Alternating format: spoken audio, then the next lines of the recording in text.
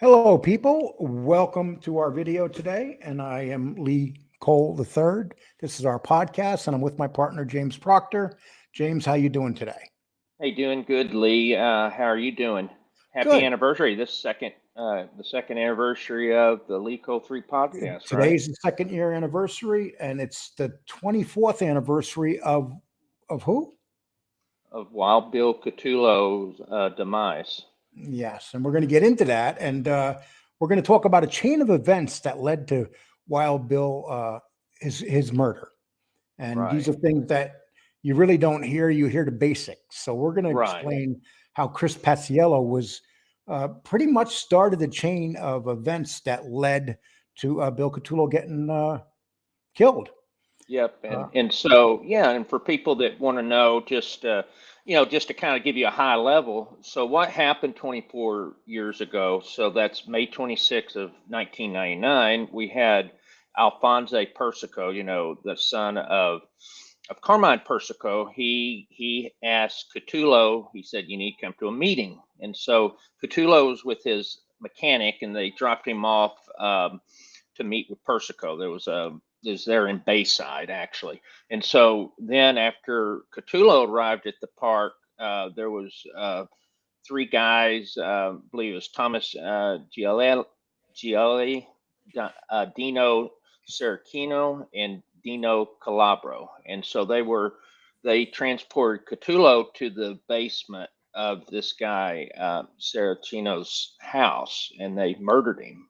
And so they took his body and then ended up burying Catulo in an industrial park in Farmingdale, New York. and and so that's basically explains simply the murder. Yeah, But the we're murder. going to explain the events that led up to that murder.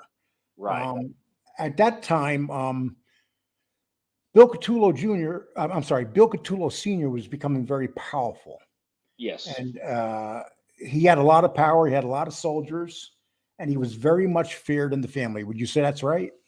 Yeah, he definitely was, and then part of it was he was with the Vic Arena faction of the war that happened in the early 90s, so 91 through 93. And, the thing about the mob is memories, things aren't forgotten. And And, so, yeah. and he was involved, what they said, with three of the killings. A Hmm. matter of fact, they said that Catulo was also the one that set up Scarpo's hit, Yes, the field hit. the And, failed hit. Yeah, and we know what happened there because it wasn't carried out. right. So he was behind the scenes. But when the war was over, he was forgiven well, on the outside, he was forgiven Hmm. because he was very powerful. Uh, Yes. so explain it from there. So he's forgiven. Yeah, he's forgiven, and so basically, what's happened after that is so the Persicos were victorious, and so after that, what's interesting though about Catulo, he was actually punished initially. They demoted him, but after the war, Catulo reconciled with both the father and son, Persicos. And so, at that time, the Colombos were in bad shape. They lost a lot of people. The commission was ticked off at them. And so, anyway, they made peace. And And then so, you have, and let's then I'm just going to move it down to Florida. Then you got Chris Paciello. He yes, gets he gets he's given evidence. He's basically given out information to the feds, yes. and so some of his information had to do with Ally Boy, and explain what he did to get Ally Boy in trouble. Yeah, so what happened was is that Chris Paciello had the club down in South Florida, and so after what had happened was that Persico and Paciello had met, and then there was a sit down because while Bill was said that Paciello was on record with the Colombo crime family, and he'd have to start coming around and seeing him. And so, that's when he test. Later he had testified in court that he knew at that point he needed to kick up money, and so now he was in this dispute because you had he was already on record with the Gambinos, And and then so after now, negotiations, he wind up with mhm. Ally Boy. Yes, exactly. And he liked Ally Boy a lot better. Paciello and Ally Boy got along well. It didn't seem like Paciello and Wild Bill were necessarily close, but they had to work together. But what happened was is that Chris ended up kind of steering closer to Ally Boy Persico. And so then he's working with the feds. Everything's coming down on him, including the Judy Shemtov murder up in New Yes. York. And so he gives them a piece of information that led to this whole thing with what this is, and this is fact. Okay. So basically, they were trying to figure out a way to arrest Ally Boy down in Florida. What can we get him on? So he was Hmm. out on bail, and he was on trial. Yeah. And it just so happened that once Chris went on a boat ride with him, Hmm. and he knew that he had guns. He's a felon that had guns Yeah. aboard his boat, and he Hmm. had a Browning 380 semi-automatic, a 12 gauge shotgun on board. It was a 50-foot cruiser, and because of his 1986 racketeering conviction, he is prohibited for possessing any weapons. Right. So he gets arrested, Persico, Ally Boy, and so it winds up he's going to get 18 months for this. Okay. And so they're afraid that during this 18 months, both Persicos are going to be in prison. So that Hmm. means that the guy in charge in the streets is going to be Cutolo, I see. and Persico Persico's concern was that he was not going to be able to get his power back because Cthulhu was too powerful on the street and wouldn't give it back. Right. Yeah, You know, and then I know that Alphonse Persico, basically in '99, early '99, earlier in the year. So, in May's when Wild Bill gets killed, but then in early '99 is when Alphonse Persico's released from prison. And so, what Carmine did was he said, well, because they knew Cthulhu, he was powerful, had a big crew. So they went ahead and promoted Cthulhu to underboss as a peace jester. And so, and then we just talked about the kind of that situation changed when Persico was sentenced to prison on that gun possession charge. And um, so anyway, it really was a setup at that point for Cthulhu. They just said they had to take him out at that point. And like you said, all of that information came from Chris. and they felt like they were about ready. They knew that Cthulhu was going to be on the street. Hmm. He was going to be in charge of everything, and they knew that there was no way that Bill Cthulhu was going to give anything back to them. Right. And that's just the way they felt. So they set him up to be murdered, and Jackie DeRoss was behind it. So why don't you pretty much explain what? Listen, this is court papers. This is court documents, and this comes from Mikey Scars DiLeonardo, and this Hmm. is part of his testimony when he was in court. It says DiLeonardo, as a captain of the Gambino crime family, served as the family's liaisons with the Colombo family. So that basically means he was going between the Gambinos and the Colombos. He was friendly with DeRoss, whose grandchildren played football on a team with Mikey DiLeonardo's son, and was even more friendly with Persico. DiLeonardo testified in his liaison capacity. He met with Cthulhu dozens of times, and he viewed Cthulhu of having aspirations to become boss of the Colombo family. You could see that him coming like a train. He had a lot of momentum behind him. He wasn't about to sit still. He was all about Costa Nostra, and he Cosa Nostra. Uh-huh. wanted to wear the main hat. The main hat. Hmm. DiLeonardo was concerned that Cthulhu might kill Persico. Cthulhu was a threat to Ally. He would have killed him. I know he would have killed Ally. DiLeonardo thus warned Persico. Bill has boss mentality. Persico understood what that meant. So even Mikey was in on this, Yeah. and he admits it during the trial. He's saying that this guy's going to take over, and this court document actually is very. I'm going to put this underneath this video. People should read it because it goes through the whole thing with the Cthulhu hit and who was Yeah. involved and how it went down. Very interesting stuff. Yeah, and the thing about that is that what the Cthulhu was really the real deal. I mean, I would say that Scarpa in his day, obviously was very feared, but Cthulhu was also, and Cthulhu was one of those that was both a gangster and a racketeer. He was a great businessman. He was the president and business agent for one of the Teamsters Union in New York. He also, you know, he was really big in extorting money. So he was one of those that could go to different Brooklyn companies and just extort money from them. And so he had a lot of nightclubs, restaurants, and that was he was both in New York and Miami, and so that's why he felt that he had what would you say, basically that Chris Paciello would should be under him or should be on record with him, And and so these that's what it guys all was. wanted Chris Paciello, but he was singing like a bird. Oh my gosh, yeah, He, exactly.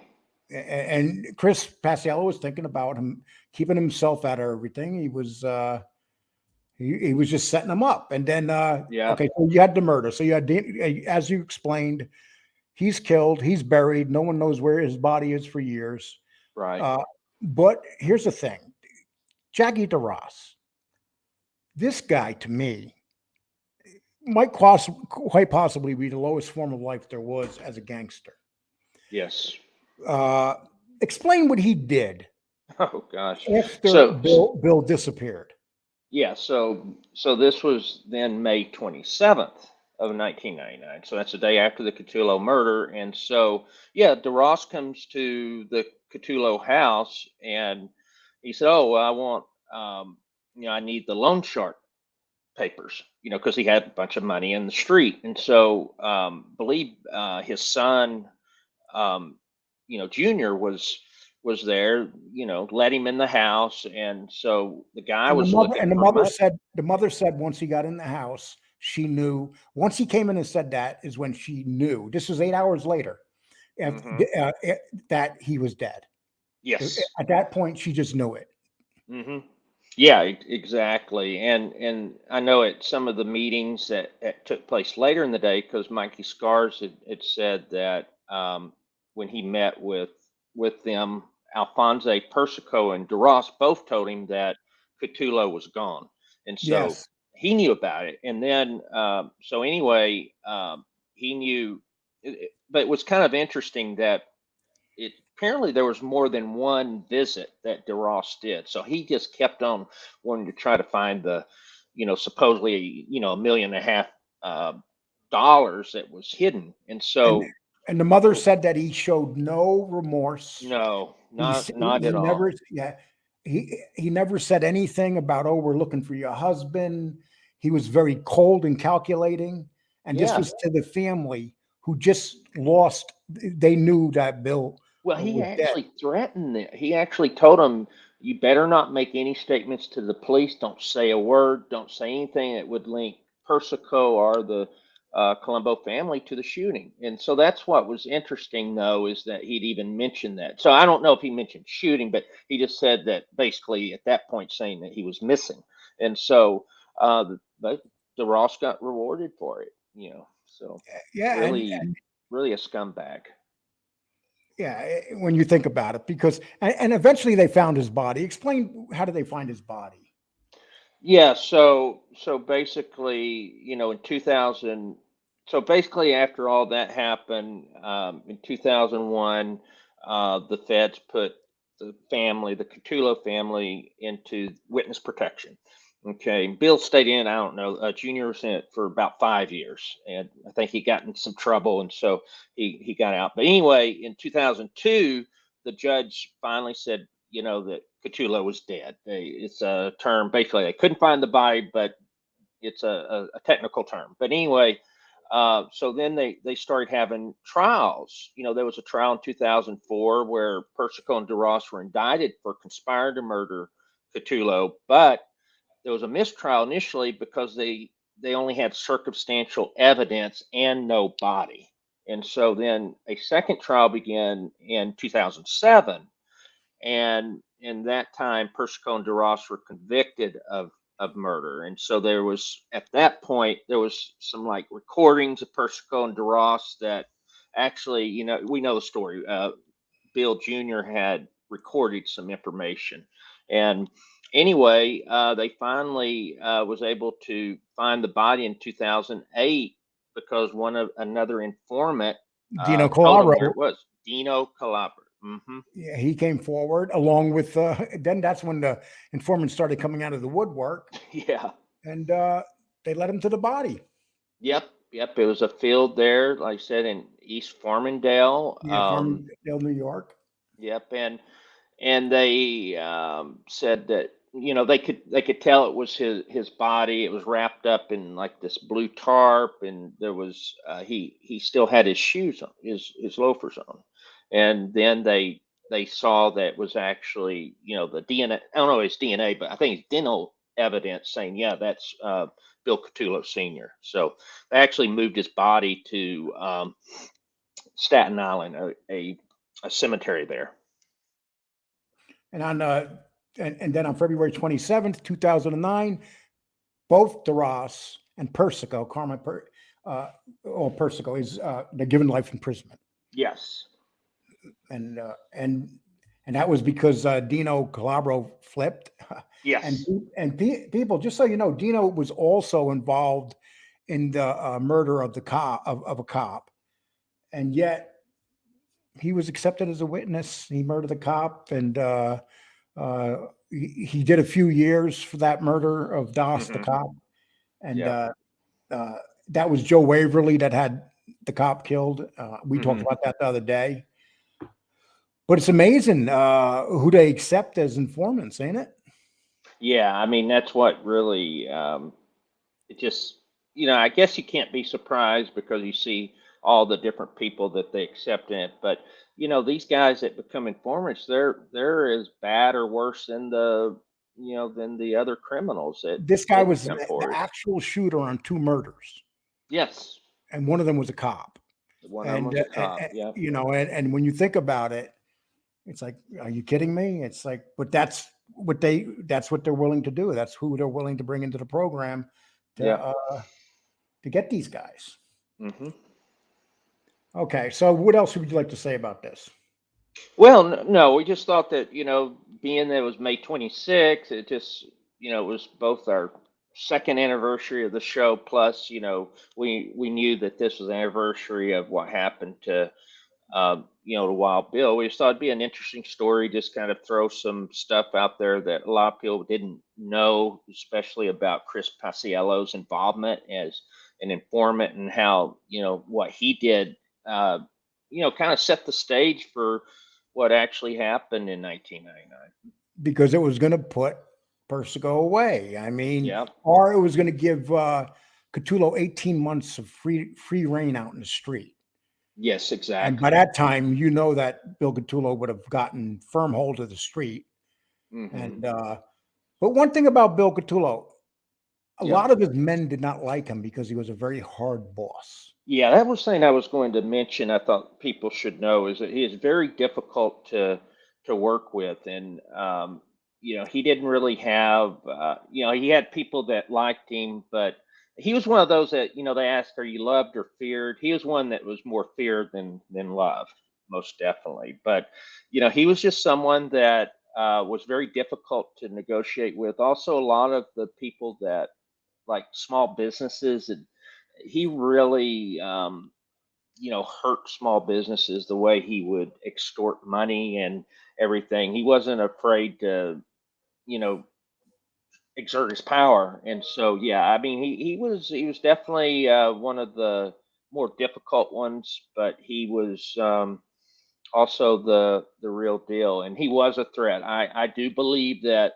the that Persicos were right that Cthulhu would have made a move, for the And family. also by murdering him, they Mhm. broke protocol of murdering an underboss boss.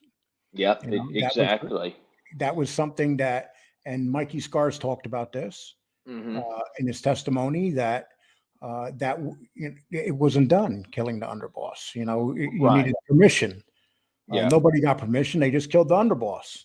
Right. And then And Mikey Scars is interesting, his involvement in it, but it makes sense because, his brother was involved as an associate with the Columbos, and he grew up in that area. He was around Columbos for most of his life. And so, it made sense for the Gambino family to have him as a liaison with the Columbos. And so, he definitely, of all the people that's around now, I'm sure that I would say him and maybe his son as well probably know more about those events than anyone, but it's just here's the guy that interesting. should have been in the blue tarp. Yep, exactly. That's the guy that should have been in the blue tarp. You hear Yes. about a lot of things, but for him to be so incompassionate and, Mm, even if he was behind it, you would figure that he would know how to do it. Like, why not call Bill Cutolo Jr. in and say, look, we need to get to this bottom of this stuff. I don't want to go there and upset your mother. But nope, and that's where you affect the family as a gangster. And usually you keep families out of it.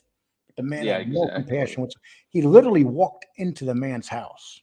Yeah, and I'm kind of I'm surprised that he was still walking. I would have. I think a lot of people would have just killed the guy as soon as he came in. I mean, it's just cold to me for someone to do what he did and then come into the house multiple times. Only interest was the money and the records for the street. So And I just have a funny piece feeling of he cared crap. more about the money than anything. Oh Uh, yeah, yeah. but he He was definitely just a wanted bad he guy. wanted that Shylock business. He Hmm. wanted to control all the money out in the street. So as much as murdering him, afraid that he was going to take over, also a good big part of this murder is they wanted what he had. Yeah, he definitely had a lot. I mean, he was actually pretty respected in the community. Well, because he did all the stuff with the, Leukemia Society. Yeah. I think there was even the feds may have looked into it because they were thinking, wow, this gangster's probably using that as a front to, take the money. But I don't think they ever found any evidence. I think he really did give money to the Leukemia Society, and so. Yeah, I mean, the guy was like man of the year for the Leukemia Society one of the years in the '90s. So, to me, he's an interesting guy. He really became powerful in the '80s, and then during that war, it was definitely. I think he was probably the top guy for Arena's faction. And Definitely. then Bill Cutolo Jr. He became an informant and Hmm. got people on tape that talking about his. Yeah, that's kind of scary though. Can you imagine it? So he goes to meetings and has the take, some sort of recording device. That's pretty ballsy there. I mean, because he definitely had his life in danger if they knew. And well, people, we just wanted to share that with you. It's Memorial Day. I hope you enjoyed this short, quick story. Yeah. James, please hit the like and subscribe. We've had that running underneath the channel here. And if Hmm. you want to donate to the show, underneath this, there will be a link. But thank you, everybody. Have a happy Memorial Day. All Yep. the military people that have served. Thank you so much for everything Yep. that you've given to this country. James, thank you very much. Thank And you, Lee. you take care. Bye.